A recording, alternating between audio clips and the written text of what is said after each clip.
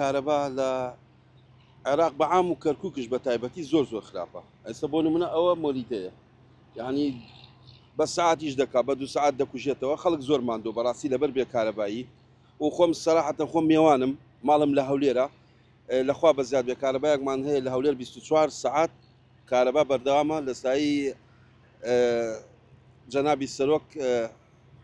کاک مەسرور بارزانی کارەبایەکی 24 سعاتیمانەیە، کێشەی کارەبامان نەماوە، کێشەی ئاومان نەماوە، 24 سعات ئاو کارەبا بەردەوامە و داواکارین لە حکوومەتی عێراق ئەم کارەبایە کێشەی کارەبا چارەسەرکان لە کەرکووک و هەروەها داواکان لە حکوومەتی هەرێمش دەستی خزمەتگوزاری بۆ کەرکووک درێژ بکاتن خەڵکەکە لەم نەهامەتی ڕزگار بکات. کیت پێم باشە کارەبایەکی زۆر باشە 24 سعات کارەبات هەیە،